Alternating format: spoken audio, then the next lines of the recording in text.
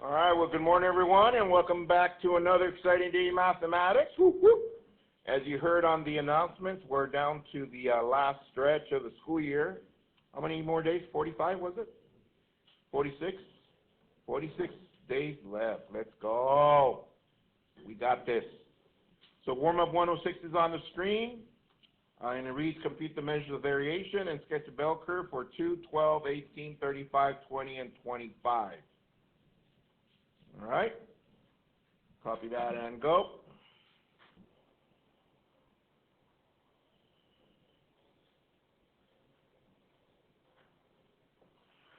All right, let's see what we got. Measures of variations. Get us started, please. Give us one. Jaden Wilson. The range, what'd you get?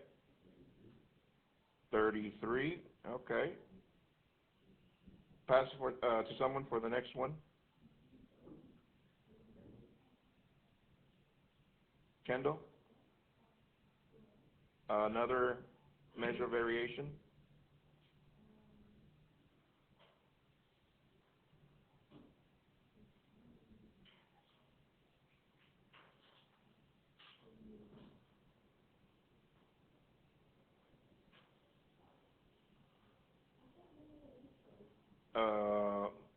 Either the variance or the standard deviation. Standard deviation, what'd you get? What is it? 10.2. All right. Now we just need the variance. Pass someone.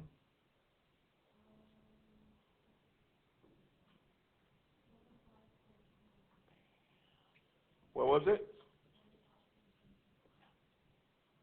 25 what? 105 point what? 0.22. All right, looks about right. Let's get the bell curve going. Thank you. And we need a mean. Pass someone. 18.6. 18.6. We're going to one standard deviation below, one above. This is our normal. And we should be at 28.8 and 8.4. All right, hands if you've got something like that. Yeah, all right. Copy the agenda, please.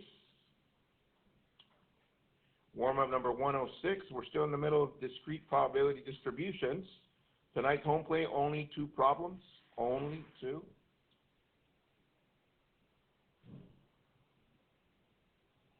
I am including those in this presentation, so I'll give you a code in a little bit as soon as you copy that.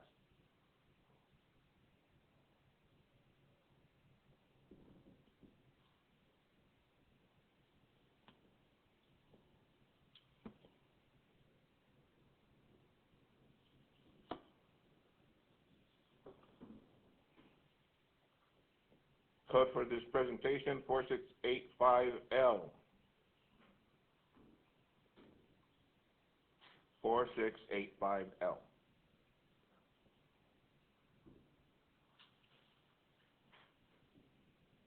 All right. Previous home plate was this one. We'll talk about that in a little bit. And tonight's home plate, these 2. So you have the code. So get a Cornell note going, please. We'll get started in a little bit. Give some time for that. All right, here we go. I can define and compute discrete probability distribution. So we know where we've been so far. So good, yes. From there we went to variables, and we focused on discrete variables. And then from there I gave you guys discrete probability distribution. We covered that. After that we did a formula for that. From there we went to the mean, median, and the mean and the variance and standard deviation of probability distributions. There they are. We got those formulas down. We did some problems with those.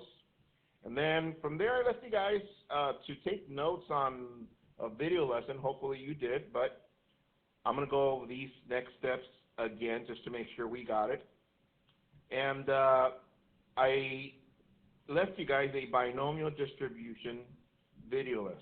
See if you recap. Here goes a recap. Here's different examples of binomial distribution.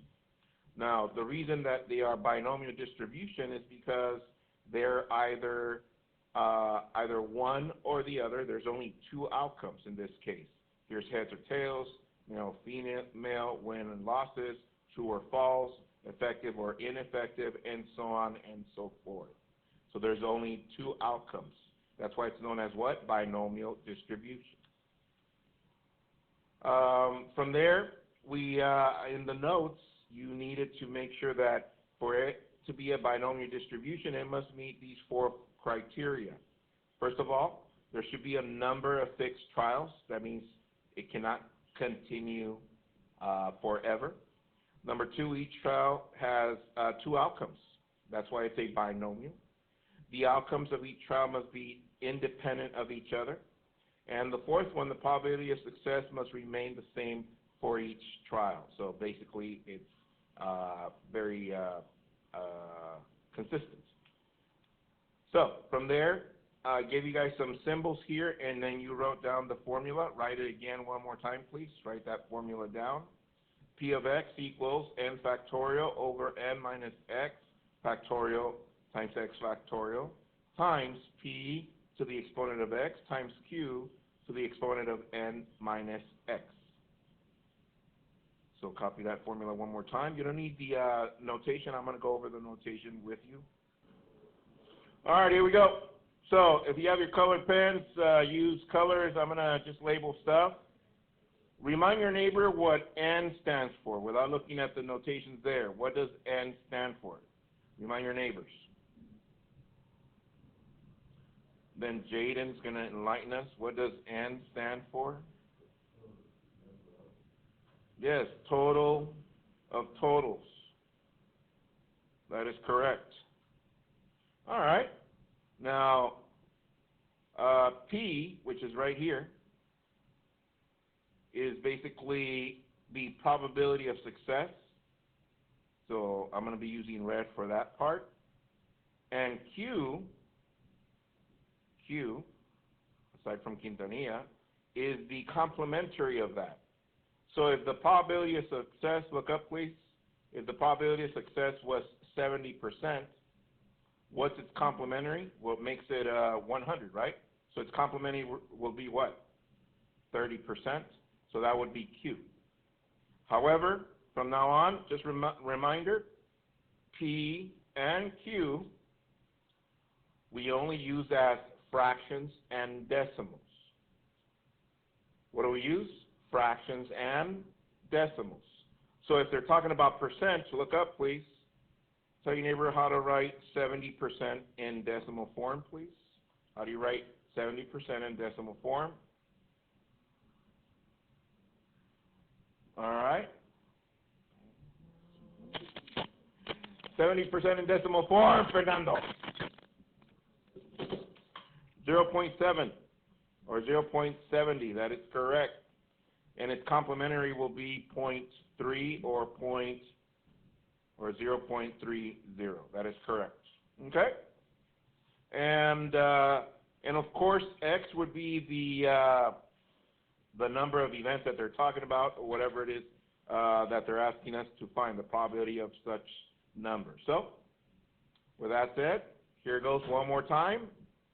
It says, a survey found that 1 out of 5 Americans say he or she has visited the doctor at any given month. If 10 people are selected at random, find the probability that exactly 3 will have visited a doctor last month. All right, so let's label our stuff first. I'm going to first write over here on the side N, X,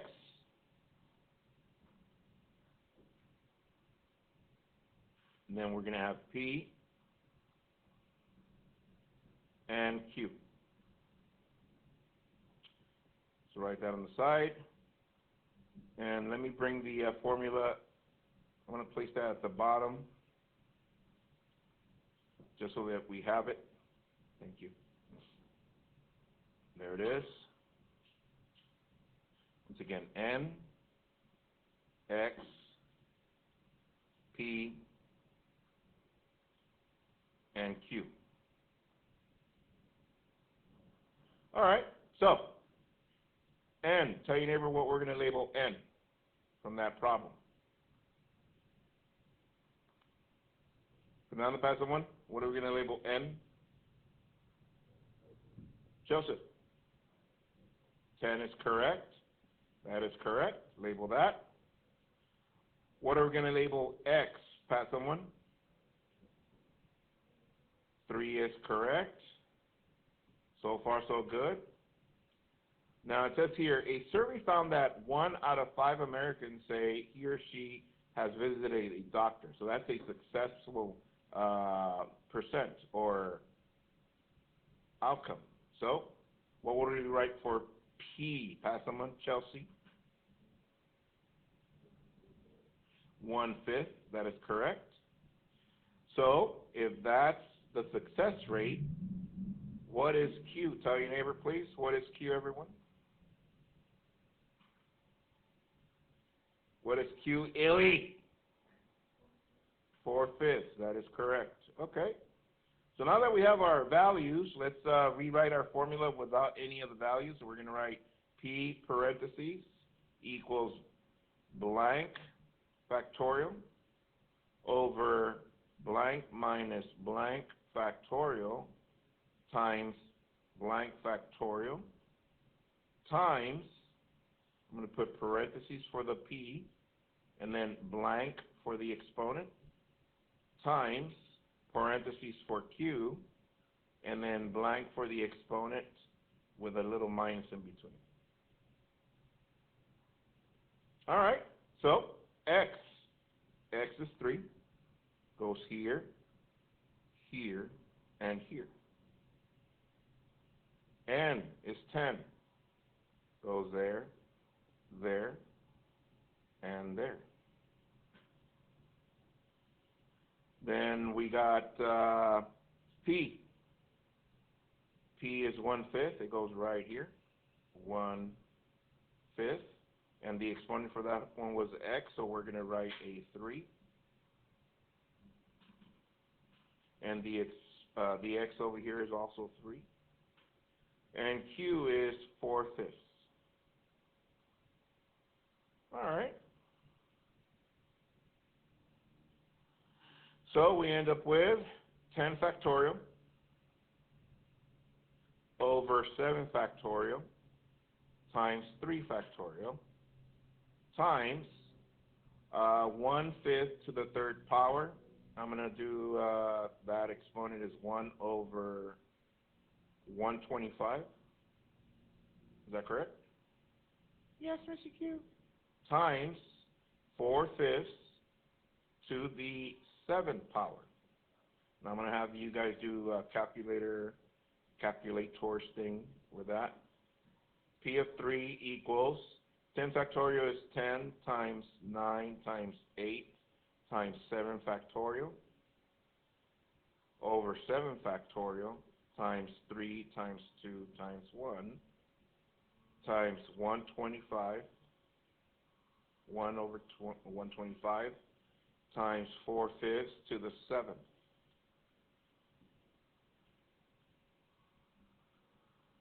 So far so good, yes? All right, so let's see. 7 factorial and 7 factorial is a giant 1, so that leaves us with P of 3 equals 10 times 9 times 8, that's 720 over 6 times 1/125 times 4/5 to the 7th power. All right, calculators calculate. What is P of 3? Plug that in, please.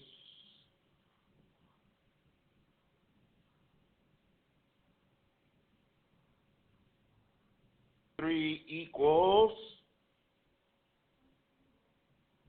point what? Point what? 201. Sounds about right. Hands if you got something like that. Yes? Yeah, pretty close. All right. So send me your notes, please. And once again, this you should have already done. I'm just going over this one more time since I know we took a long break. Just trying to get us back into the rhythm.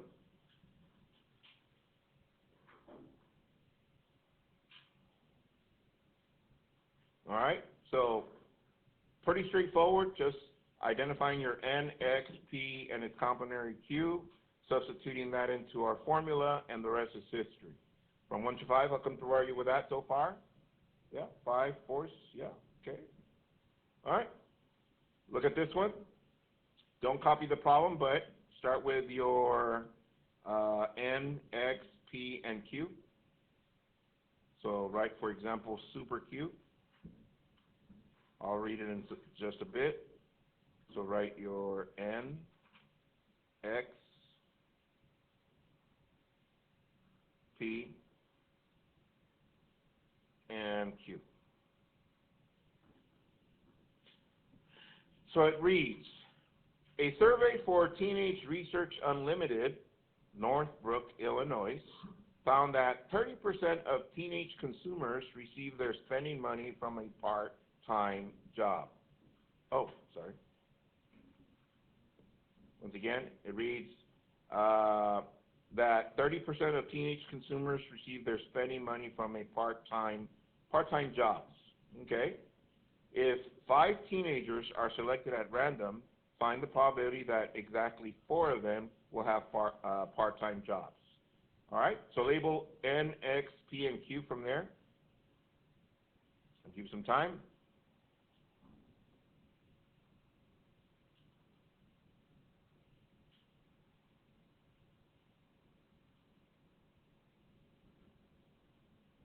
All right, share with your neighbor, see what they got. This should be just about done. Then we're going to have Mia Victoria pass it to someone.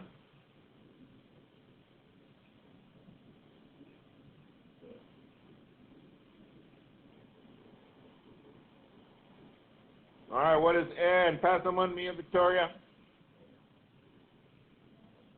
Who?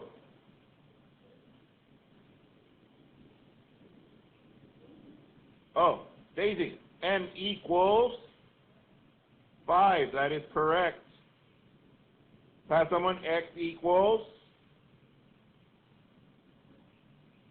4. That is correct. P equals, pass someone. What is it? Couldn't hear what the AC started. 0.30. That is correct. Let's go. And Q is Mr. Q. All right. 0.70. All right. So there's your formula.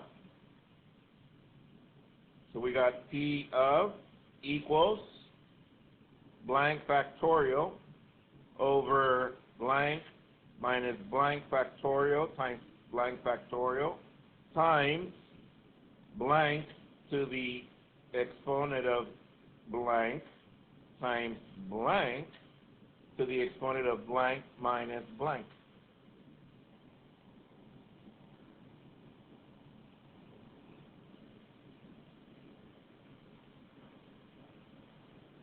All right. The what? The 70? So 30%. How much more do we need for 100? All right, so let's start with X. X is 4, so we got 4 here, here, here, here, and here. Then we got N, which is 5, 5, 5. Then we got P, which is 0.30, and Q, which is 0.70.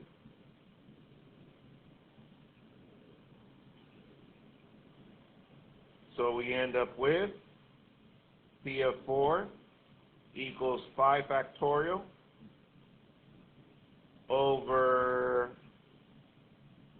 1 factorial, 4 factorial, times 0.30 to the 4th power, times 0.70 to the 1st power,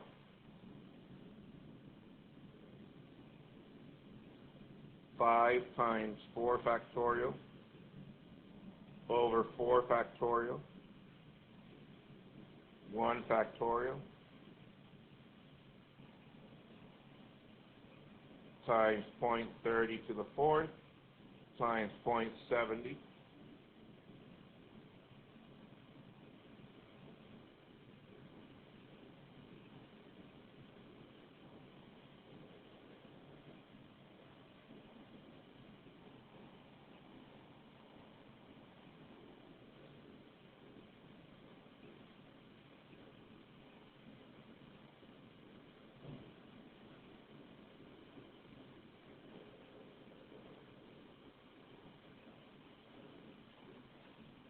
All right, calculators calculate. Let me send you the screen so you can send me your work as soon as you're done.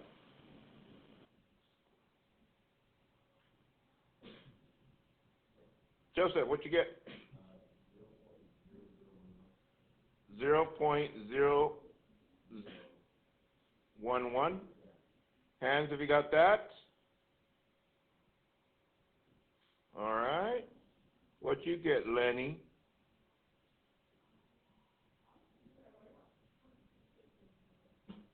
Point what?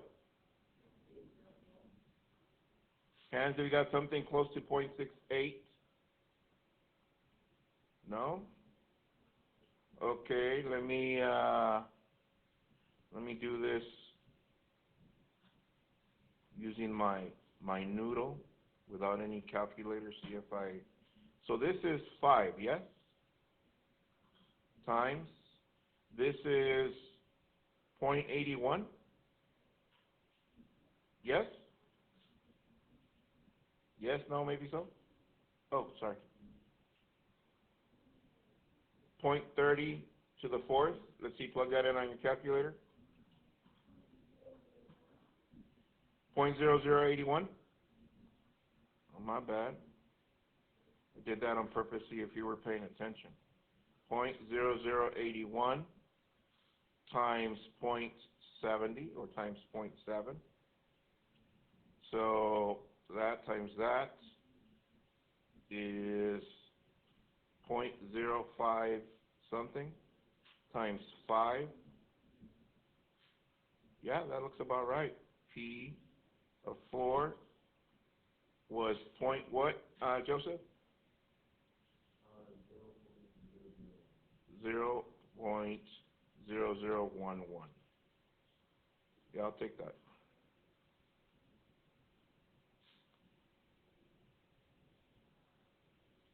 All right. Hands, you got something like that? Similar? All right, from 1 to 5, I can bore you with this. Yes? And you're like, Mr. Q, I just need extra practice. All right, there you go. There's the home plate for tonight. So, you should have number 1 already. Is that correct? Yes. So that means you need to work on number 2. So send me your notes. I'll leave that up there. You have plenty of time to finish that up. And I'll stop the video right here. Those of you that are following on YouTube, just get that extra practice in. See you guys next time. Bye.